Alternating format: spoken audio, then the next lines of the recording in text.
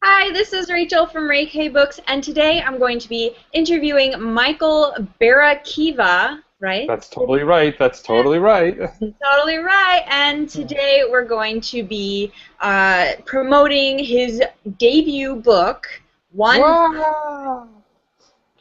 Yay! Yay! So when does One Man Guy come out? One Man Guy came out in May, in late May, and so I guess it's been out. What month are we in now? Like it's been out for the summer, so like 2.5 months, I'd say. Very nice. Almost 3 months. Yeah. Wow. It's been a while since then. Yeah. Yeah, and letting you guys know, Michael's camera doesn't work, so when he talks, it's going to be black. Sorry, guys. It's not like an artistic gesture. No, it's fine. So let's talk about this debut-ness. So, Great. book, exciting. So when Macmillan said, yes, we'll buy your book, what was your initial thought? Well, I am. There's like a long this book. There's a long history to this book. It took me around 7 years to write the book. It's my first book.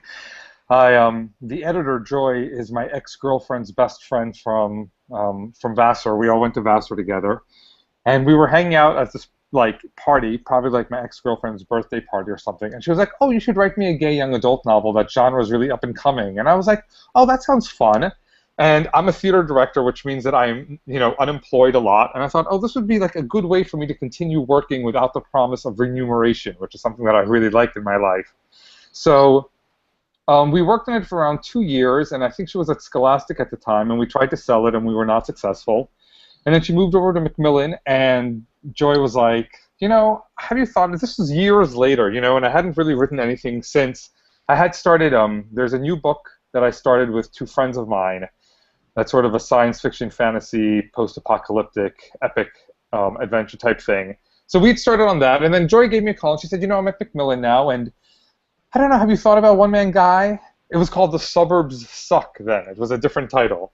Have you thought about it? And I said, I haven't really, but let me look at the manuscript. And I read it, and it was sort of horrible, but some of the things were like sort of interesting. And I thought, oh, maybe I could work on this more, and maybe I'm a better writer. I could actually tell the story. So then Joy and I worked on it for another, I don't know, maybe 6 to 9 months, and then there was like this thing called the acquisition meeting, which is I guess when all the editors go and like they pitch the projects they want to work on, and like it got delayed one week, and then I don't know, somebody got sick, so they couldn't have it another week, and then there was like an Ebola breakout or something, so it got put off another week, and I was like so anxious the whole time because I just wanted the meeting to happen, and then I remember Joy calling and leaving me the message, and it was like very exciting, and I jumped up and down a lot.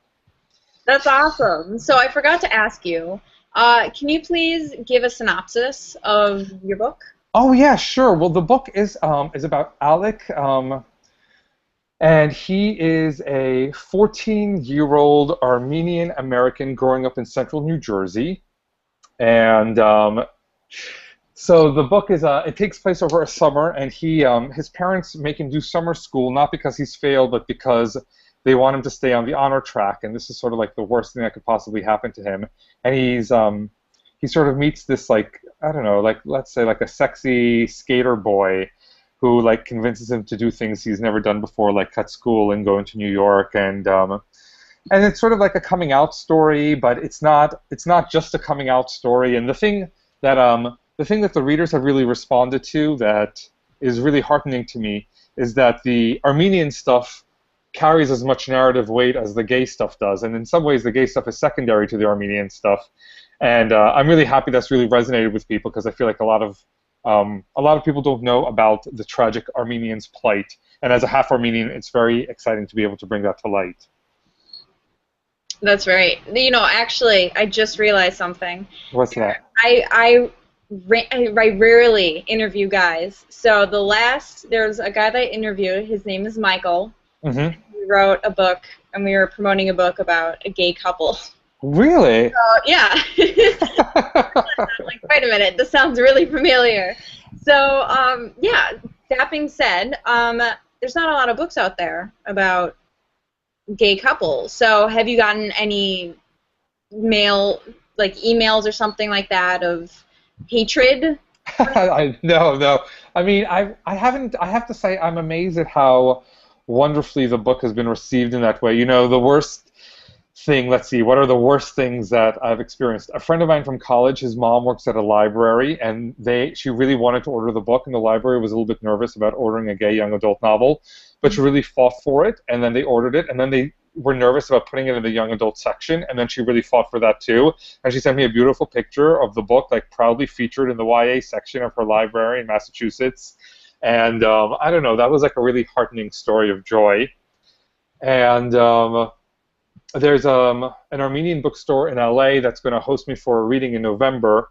And, you know, the Armenian community is mostly Orthodox. It's an Orthodox Christian community. And so there's been, I think within that world, there's been a little bit of resistance. There was, you know, one Armenian, I want to say, one library or one Armenian school in Detroit that decided not to order the book because they felt like the homosexual themes were a little too intense for, you know, young adult readers. But I mean, if this book were a movie, it would be, you know, like PG, almost G, probably PG. It's a very innocent story of first love. So have you seen, there's this video that went viral very recently about a guy, a kid, 19, that came out to his parents and they started physically abusing him. And you know, I saw that floating around Facebook, and I just decided that, like, I didn't have enough joy in my life to click on the play button. I was to be honest with you, I was too scared. Was it as horrible as it sounds? Yes. I mean, it wasn't like they were beating him, but it was bad. It was really bad. And who taped it that this happened to be on tape? He did it himself. Oh, that's so sad. Mm-hmm. It's really sad. But, I mean, like, here's the thing. Since it went viral, his friend had I don't know what site it was, but, you know, like, donate to a fund since he's home. Yeah. I think over $100,000 was donated to him. That's awesome. That is so awesome. I hope he uses it to buy a new family. Yeah. if you could do that, I think you would. Okay. Oh, I'm sure you can. I'm sure it's out there. Money can't buy you happiness. Look, family is not happiness. Well, the next question I have is, what books have most influenced your life? This is another thing that was floating around Facebook. I don't know if you saw it, but like people were like, say, give me the top 10 books that have influenced your life, and then you're supposed to tag other people. And I never do things like that, but I love doing this. So let me see if I can sort of like remember. I mean, I'm sure I can remember them off the top of my head. Like, let's say Franny and Zoe by Salinger. You know, for like any child who thinks of himself as precocious, that book is really high up there. Pride and Prejudice, I think, is sort of like a perfect book, and there was a period where I reread it every year. I'm like obsessed with David Mitchell, and I just got back from Italy, and I can't wait to get my hands on the Bone Clock. Cloud Atlas, I think, is like one of the greatest books ever written, and just about anything by Margaret Atwood, Blind Assassin especially, and like I love Marquez, you know, Love in the Time of Cholera, and Of Love and Other Demons, and 100 Years of Solitude, of course, and I just read E. Lockhart's, you know. Yeah, We Were Liars. She gave one of the quotes for One Man Guy, and she's like an awesome person. And I was scared to read her book, and then I read it, and I totally felt justified to be scared to read it because it was so scary. So those are like, I'd say, the ones that jump into my head most quickly. So what did you think of the Cloud Atlas movie? You know, the thing about that movie is that in a funny way, it was like I felt like they got all of the hard stuff really right. Like, the story I thought was quite clear, and like there was something about the visual world that was really compelling. Each world felt so unique and so different unto itself and thematically related to the other worlds. But then there were so many other things, like I totally understand why they did all of the double casting and the triple casting, but it's a convention that on stage, which is where I live because I'm a theater director, works so beautifully, and on film, it's so silly, I think. You know, like it just doesn't have that same effect. The Angels in America movie did the same thing, and I didn't think it worked in that either. But I have to say, I love that there are people crazy enough to take that book and try to make it into a movie. You know, it's like the most complicated book he's written and the one least likely to be made into a movie. So the fact that it was makes me really happy. That's awesome. So you keep saying that you're a director. in I theater. am. Yes. So what have you directed? Let's see, what have I directed? I most recently directed a production of Spring Awakening, the musical, at Syracuse University with the undergrads there. That was really fun. And I've worked there a bunch. I did a production of Blithe Spirit by Noel Coward at Syracuse Stage in the fall, and Sarah Rules the Clean House. And I worked with Wendy Wasserstein a bunch when she was alive. She was a great Jewish-American female playwright. And I directed the first workshop of the 25th annual Putnam County Spelling Bee, and let's see, I'm developing some new plays. One is called Transgression by Terry Curtis Fox about a 35-year-old photographer in 1970s New York who has an affair with a 15-year-old girl.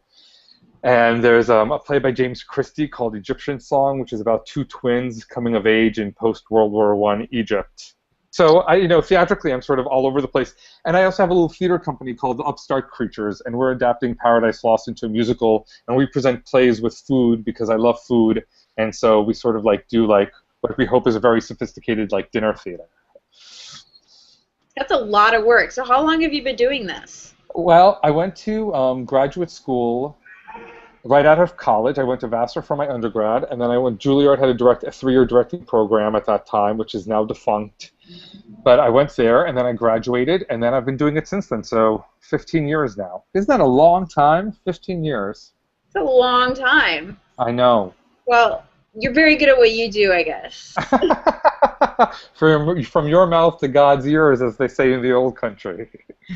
So, okay, do you think that writing or directing has helped your writing, and how so? Yeah. That's a great question, and one that I'm only starting to think about. I think the best way that it has helped my writing is that when you're a director and you're working with a writer, so much of the time you're like, can you just cut this scene? It's too long. And then the writer is very precious about their work. And as a writer, I try to be the opposite of that. So my editor is like, oh, I don't think the scene is working. I was like, oh, I'll cut that scene. I don't care. It's a stupid scene anyway. and of course, there are certain things that as a writer, that I feel really strongly about and that I would defend and sort of go to bat for. But for the most part, I think coming to writing as a more mature artist has allowed me to be less precious with it, which is really a wonderful thing. The other thing is that I think coming from theater, dialogue is much easier for me than narrative, and a lot of the times when I write a scene, I'll write the dialogue first, and then I'll write the narrative around it, almost like stage directions in a screenplay or in a play. And then the other thing is that directors have to really think about structure a lot, and that helps me, obviously, as a writer. When I get a script, do you want to direct this play? Somebody will ask me, I'll get the script. I'll really sit back and say, oh, this is the reversal. This is the big surprise at the end. So I have to direct the play to make it look like it's going in one direction and then figure out how to sort of swerve last minute so that the surprise really lands.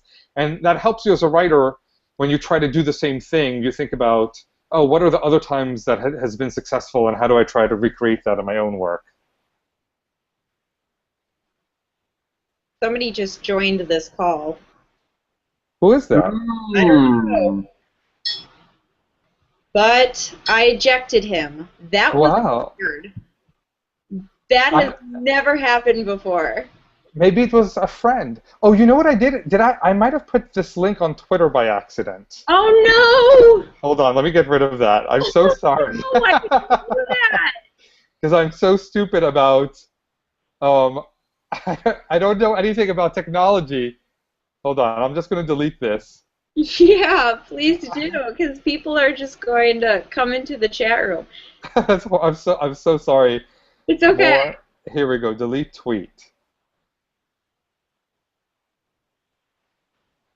Okay, I've deleted it. I'm so sorry. I hope he doesn't come back. Well, yeah, me too. Okay, so anyway, I forgot what we were talking about. Directing and writing. Okay, so, we were talking about, right. Okay, but you said something, I was going to go off of it, and I forgot. Was it reversals? I think I was talking about, reversals and how to recreate reversals or cutting your own scenes and not being precious about your work. Well, it'll come back if it's supposed to. Oh, that's what I wanted to say. Okay. See? Okay, great. You are the first author out of, over 100 that I've met where they say, oh, I can just cut this. I'll cut this whole entire page. I'm not that attached to it. Yeah. I I mean, again, it's like there are things that I'm really attached to that I would never cut, and then there are other things that I'm not attached to that I would happily cut, like things that I don't think are working, and recently I've been working with a lot of, as a director, I've been working with a lot of writers from LA on musicals. Like they write the book to the musical and somebody else does the lyrics and the music.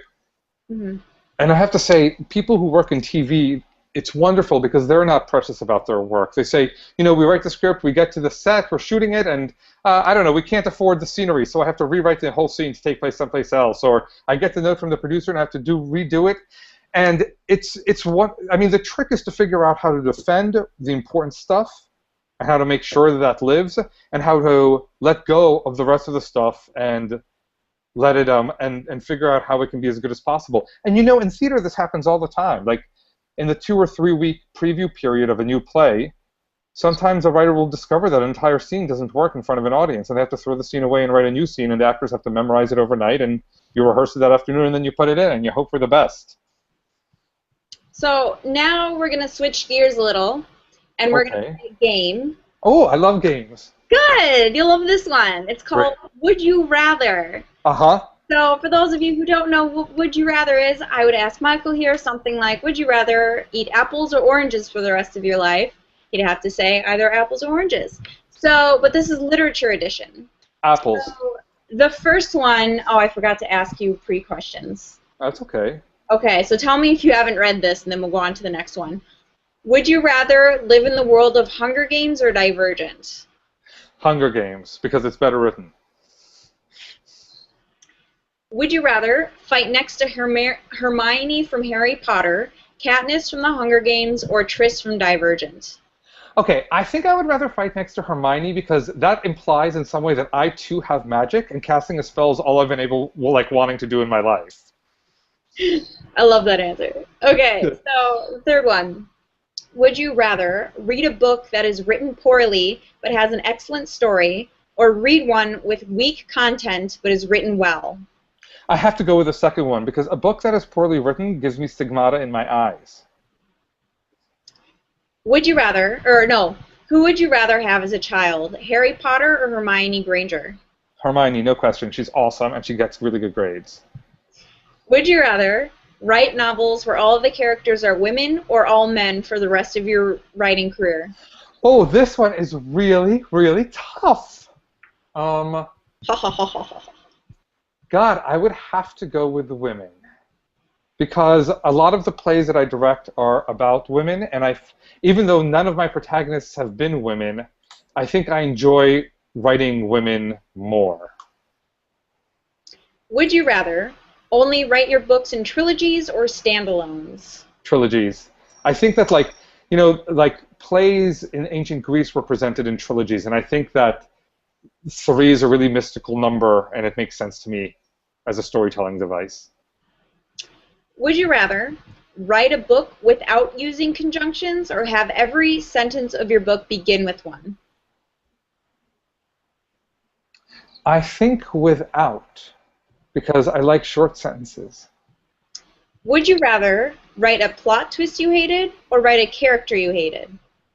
I would love a character you hated is really fun to. I mean, somebody who you really hate is really fun to write. So definitely that one. Would you rather a super successful movie be made from one of your books or a long-lasting television series? This is a great question also, and I think it has to be a television series and what it shows is like how the structure of entertainment has changed so radically. Because 10 years ago, all anybody cared about were movies, and now when I think the greatest stories right now are being told on TV. House of Cards, Orange is the New Black, Game of Thrones. And then the last one, would you rather critics rip your book apart publicly or never talk about it at all? Oh, never talk about it at all, definitely. And that concludes our game. Yay! That was a fun game. I could do that for hours. Good, I'm glad. Okay, so speaking of critics, do you ever read reviews of your book? Oh yeah, I read everything. And I'll tell you, again, this is like directing really plays in here because as a director, I read all of my reviews and the critics have been very kind to me as a director and also as a writer. But also it's very different because when you're an actor, you know, the play opens and you read the review, and if it's a good review or a bad review, you can't help but ingest it, and of course it's going to somehow affect the work that you're making for the next month or 2 months, you know? Mhm. And as a director or as a writer, the reviews come out, but your work is already done.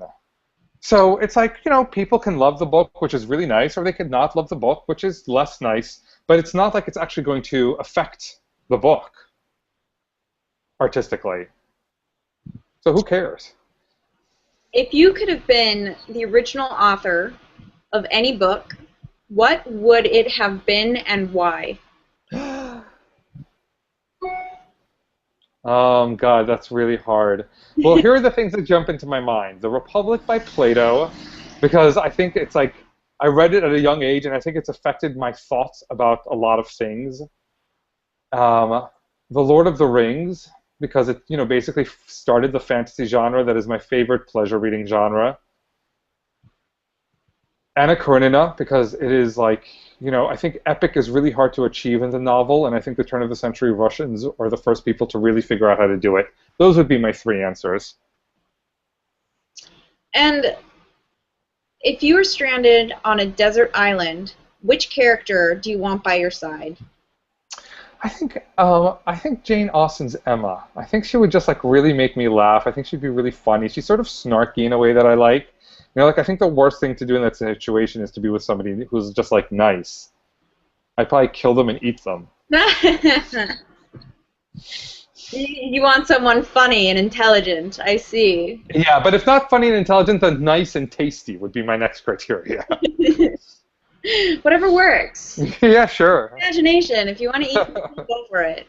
In my imagination, there are a lot of delicious herbs also on this desert island for cooking purposes. What is your favorite booked turn movie? Oh, what a good question. Well, my favorite play turn movie is Hedwig, which is enjoying a wonderful revival on Broadway right now. And it's a great play, and the movie I think is really stunning. But what is my favorite book turned movie? Um, well, let's see. Sense and Sensibility comes to mind. I think that adaptation really got it right. But I haven't thought about it for like years. I'm blanking a little bit, and nothing better is coming to my mind. So that I'd say that's the one. But if something else comes to my mind, I'll tell you. That's fine. That's fine. Okay, so I guess we should talk about, because we're almost done here. We have 5 minutes. Real already? Already! My God, I can talk. It's okay. Time flies when you're having fun. Yeah, right. Okay, so what are you working on next? Well, let's see. I have like three writing projects that I'm working on right now. The first is a play that is a commission from, it's a Sloan Commission, which they give you plays to write about science. And I've chosen an ancient Roman philosopher-scientist named Lucretius, who wrote a poem called De Rerum Natura, The Nature of the Universe, which is like the greatest poem ever written. And we know nothing about his life, so I'm writing a play about him writing this amazing poem in ancient Rome. And it's sort of like funny and weird, and I don't know. I don't know. It's more interesting than it sounds. And then there's the book called The Ether Wild, which I started 3 years ago with two friends, Rosemary Andrus and Suzanne Agins, which I talked about earlier, which is like science fiction, fantasy, post-apocalyptic. It's like really the kind of book that I'd want to read. A great female protagonist. And then I've started my next book, which is not like a sequel of One Man Guy, but it's sort of a spin-off. I've taken a minor character who appears only in a flashback early on, and I'm writing his story, and I just actually sent the first 2,000 words to my editor, and we're having a meeting this week, so which I'm very like excited to get her feedback and figure out like what will happen next from it here. That is exciting. Woo! Yeah. Oh, okay, wait, and for some reason I have all these questions in my head, and then it just disappears. I don't know why today. It's the humidity. I think so. It's that walk I was talking about. Fried my brain. How is your day structured? Well, If I'm in rehearsals, I wake up and then I go to rehearsals and then I come home and then I have a dinner and then I go to sleep because rehearsals are very long and very exhausting.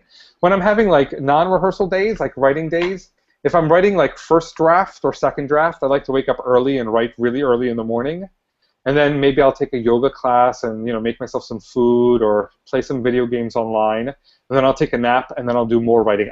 First draft writing I can really only do after I wake up. It's too hard at any other point during the day. And when I wake up, I'm sort of like too tender and vulnerable to be inhibited, and that helps. But then if I'm doing rewriting or like I'm preparing for rehearsals, then I'll like wake up and like I'll read the paper. It's like during the day and in the afternoon, I do better like analytical writing or rewriting and reading, and in the morning or after I've woken up from a nap is when I do better first draft writing. So that really determines the kind of day I'm going to have. Is there a message in your novel that you want readers to grasp? Eat well. Very good. I like it. Okay, so we have. I'm gonna go with one more question. Okay. And it's a question that is asked by a lot of people. A lot of people want to know this.